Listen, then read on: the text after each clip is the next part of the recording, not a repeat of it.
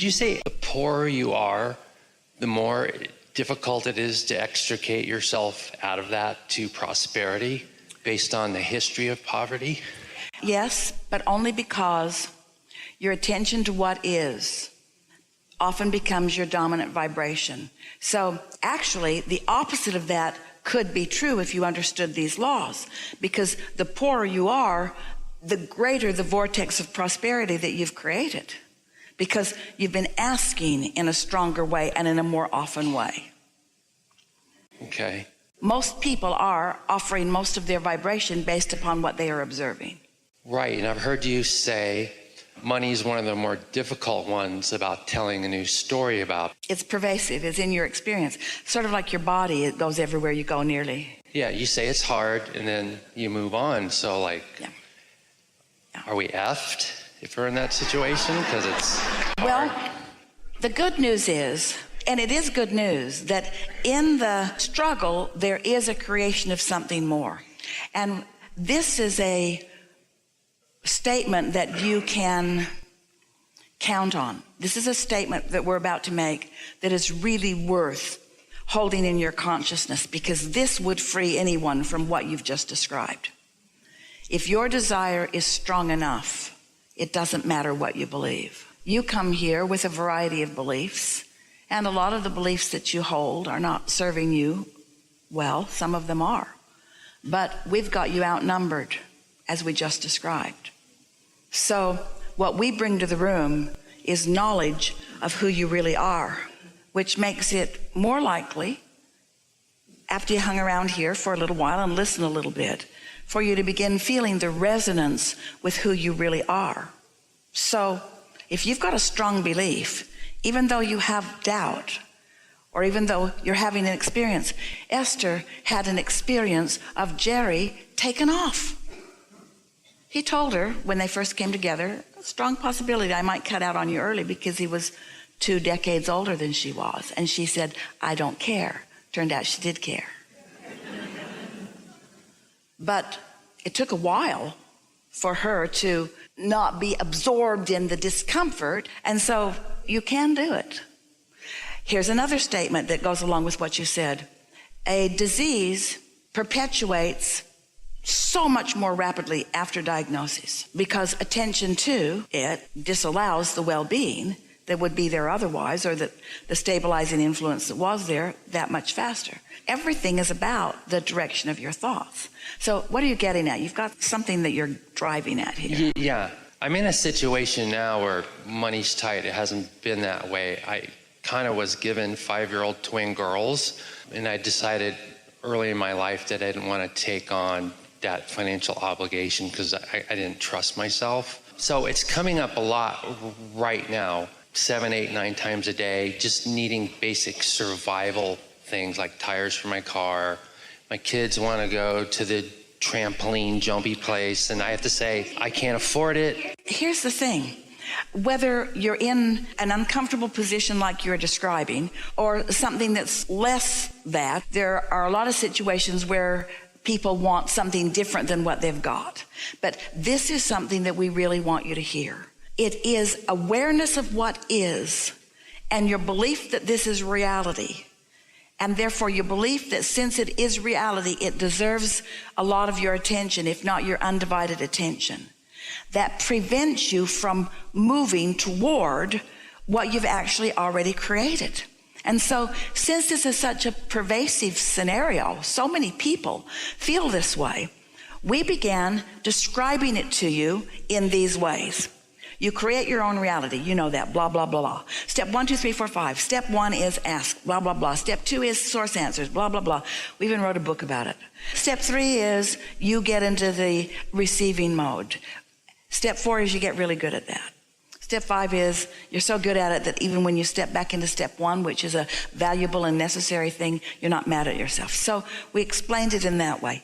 Then we are aware that still these are just words to so many people, because what is in their life is still controlling what they are offering vibrationally. So then we began saying, you really want to tell a new story. You want to tell the story the way you want it to be, not the way that it is.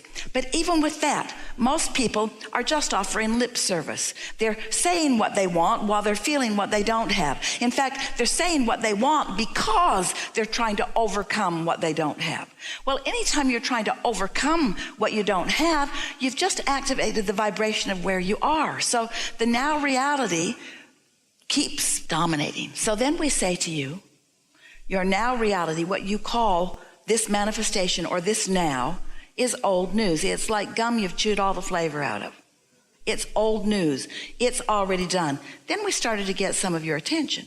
It's really not the present tense. What is the present tense is this vibrational reality. Well, that was sort of hard for you to accept. So we began really talking about this vortex of creation, this vibrational reality. We gave it the name vortex. We wrote 2 books about this vortex.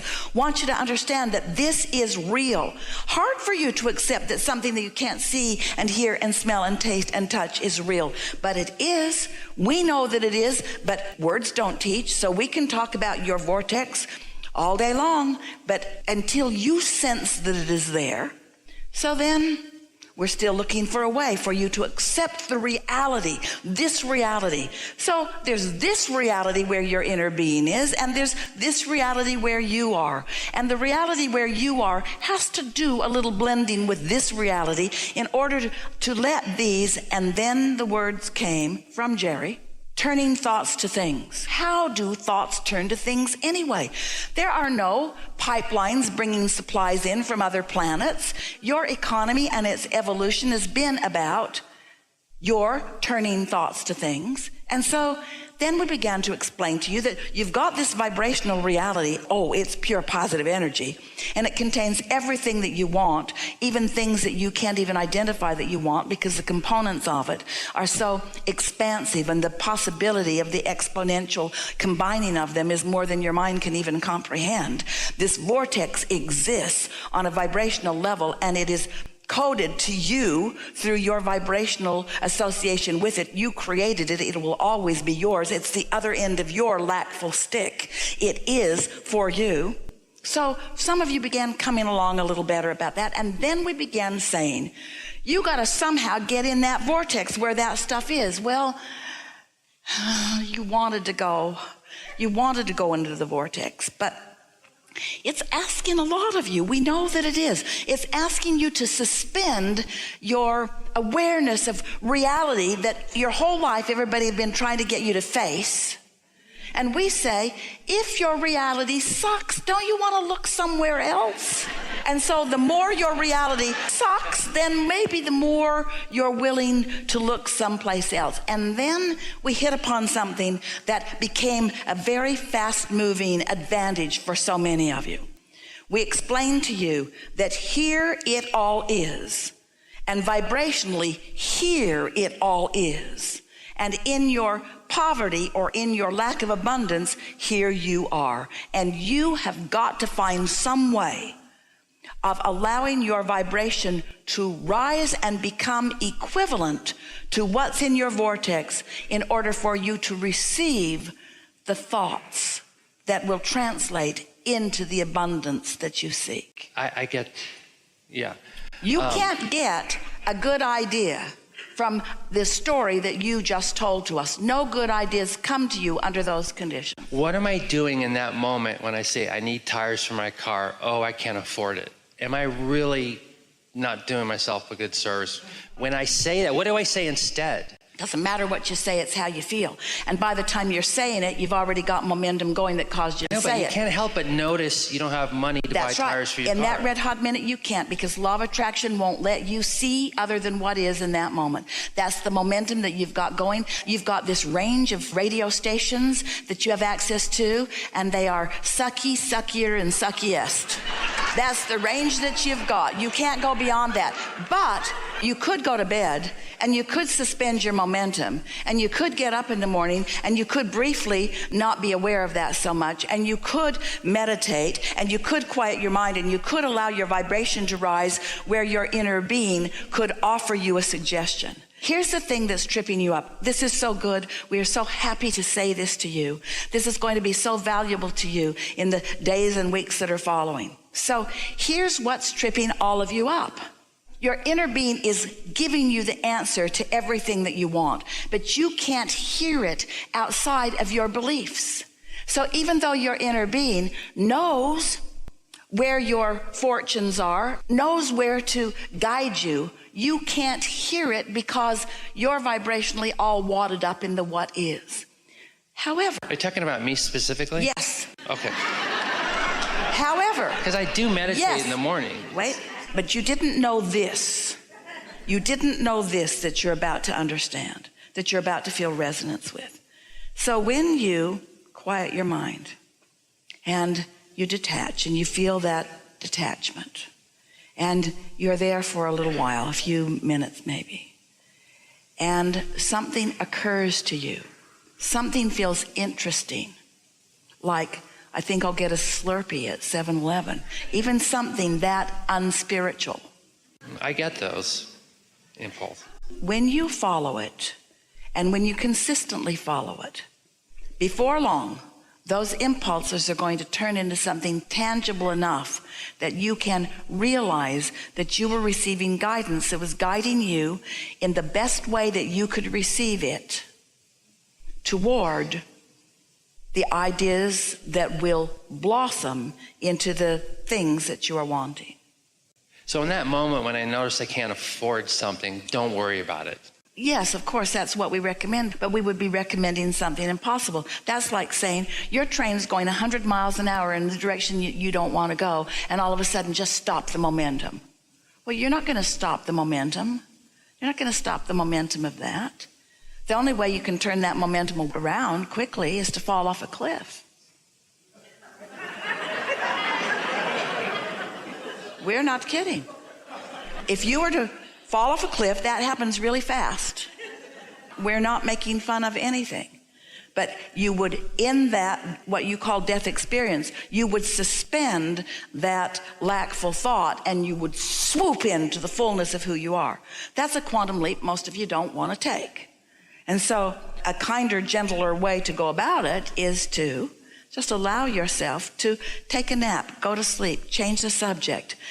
Accept what is, satisfaction with what is. Just do your best to say, well, here it is, and things are working out for me, and I can't see how they're working out for me, but I want to believe that they're working out for me, and maybe they are working out for me. And I do like the idea that there are two ends of the stick, and that all of this uncomfortable experience that I've had has accomplished something. Maybe there is a vibrational reality. It could be that Abraham really knows something about that, and maybe I can find my way to that. And what's my path of least resistance to the state of vibrational beingness that would allow me to be the receiver? You have to find a way to allow yourself to be the receiver.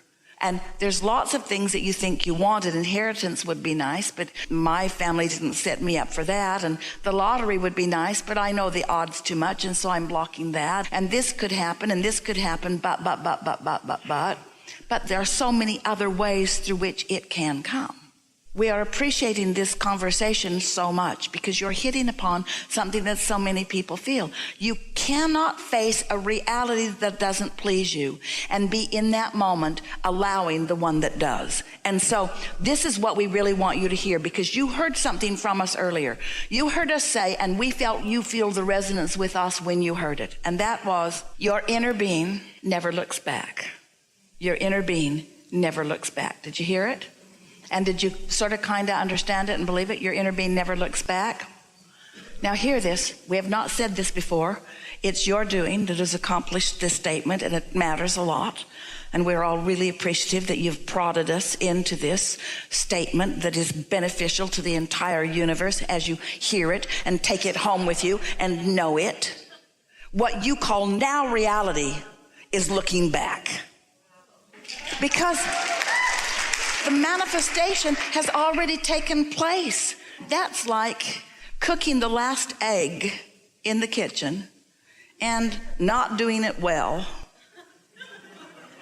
And there's just not that much you can do about it because you don't have another egg.